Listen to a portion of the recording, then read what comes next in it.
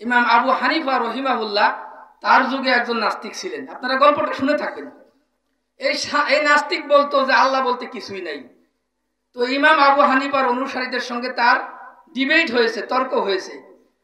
এক পর্যায়ে ইমাম আবু হানিফার অনুসারী মুসলিমরা বলল, ঝগড়া করার দরকার নাই, হে নাস্তিক, তুমি তোমার লোকদেরকে নিয়ে একটা নির্দিষ্ট দিনে জায়গা ঠিক করো, আমাদের ইমামও একটা নির্দিষ্ট দিনে জায়গা ঠিক করবেন, আমাদের ইমাম আবু হানিফা এবং তোমরা দুইজনে মিলে ডিবেট করবে, বিতর্ক করবে। ওই বিতর্ক সমাবেশে বিবেক বুদ্ধি এবং যুক্তি দিয়ে, বিজ্ঞান দিয়ে যেই ব্যক্তি প্রমাণ করতে পারবে তার মতটাই আমরা গ্রহণ করব। এখন একটা দিনক্ষণ নির্ধারণ করা হলো। ওই নির্দিষ্ট দিনে ওই জায়গার মধ্যে নাস্তিক এবং তার অনুসারীরা সবাই চলে আসলো এবং মুসলিমরাও আবু হানিফার পক্ষ থেকে ওই জায়গায় এসে হাজির হয়ে গেল। কিন্তু দেখা গেল যে ইমাম আবু হানিফা রহিমাহুল্লাহ তিনি আসছেন না, তার দেরি হতে লাগলো। সবাই মিলে অপেক্ষা করতে করতে নাস্তিক বলল যে এই লোক, তার তো কথারই ঠিক নাই, এই লোকের তো জবানই দুই জবান, সে টাইম দিয়েছে কিন্তু এখনো সে আসছে না, কাজে আমরা আর বেশিক্ষণ থাকতে পারবো না। আমাদের যুক্তি প্রমাণিত হয়েছে, তার যুক্তি বাতিল বলে প্রমাণিত হলো।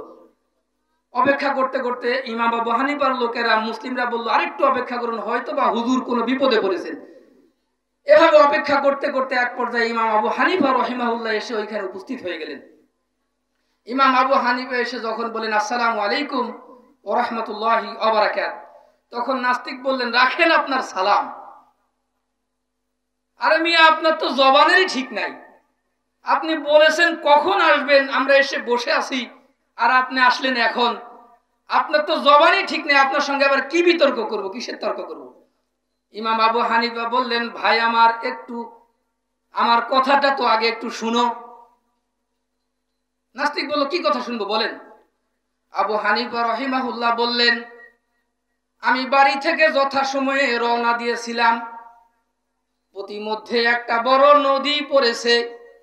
আমি ওই নদীর কাছে যখন আসলাম, নদীর দিকে খেয়াল করে দেখলাম কোনো নৌকা নাই, কোনো স্টিমার নাই, কোনো লঞ্চ নাই। সমস্যা না? এখন আমি কিভাবে পার হব চিন্তা করতে থাকলাম। এমন সময় দেখলাম নদীর ওই পার থেকে উঠার সারা, কাঠুরি সারা এমনি এমনি একটা গাছ কেটে গেল। তারপরে ওই গাছটা নদীর মধ্যে পড়ে গেল, ভাসতে ভাসতে গাছটা নদীর এই পারে আমার কাছে আসলো।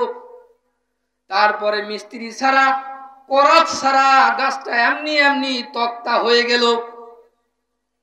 ওই তক্তা কোনো কাঠ মিস্ত্রি ছাড়া এমনি এমনি একটার সঙ্গে আরেকটা লেগে একটা নৌকা হয়ে গেল। আমি মাঝি ছাড়া, বৈঠা ছাড়া ওই নৌকার মধ্যে চড়েই তারপরে এইখানে এসেছি। এই জন্যই তো আমার একটু দেরি হয়েছে। কি বলেন, ঠিক আছে কিনা? নাস্তিক হাসছেন আর বলছেন, মিয়া পাগল কোথাকার, আপনার সঙ্গে কোনো ডিবেটই হবে না, বিতর্ক হবে না। আবু হানিফা বললেন, কেন বিতর্ক হবে না? নাস্তিক বলল, আপনি তো একটা পাগল মানুষ, কুঠার ছাড়া, কাঠুরি ছাড়া আবার কেমনে একটা গাছ কেটে যায়, তারপরে করাত ছাড়া একটা গাছ কেমনে আবার তক্তায় পরিণত হয়, ওই তক্তাগুলো পেরেক ছাড়া, কাঠমিস্ত্রি ছাড়া আবার একটার সঙ্গে একটা লেগে কিভাবে নৌকা হয়, আর মাঝি ছাড়া, বৈঠা ছাড়া ওই নৌকা আবার কেমনে পার হওয়া যায়? আপনি গাঁজা খেয়েছে? ইমাম আবু হানিফা বললেন, হে নাস্তিক বন্ধু আমার, পাগল আমি হই নাই, পাগল হয়েছো তুমি। কাঠুরি ছাড়া, কুঠার ছাড়া যদি গাছ না কাটা যায়, করাত ছাড়া যদি তক্তা না হয়, আর কাঠমিস্ত্রি ছাড়া, পেরেক ছাড়া যদি নৌকা বানানো না যায়, এবং মাঝি ছাড়া, বৈঠা ছাড়া যদি নৌকা দিয়ে নদী পার না হওয়া যায়, তবে এই আসমান জমিন, এই বিশাল মহাশূন্য মহাজগৎ মিস্ত্রি ছাড়া, কারিগর ছাড়া, স্রষ্টা ছাড়া এমনি এমনি কেমনে তৈরি হলো? কি বলেন? নাস্তিক আটকে গেছে কিনা?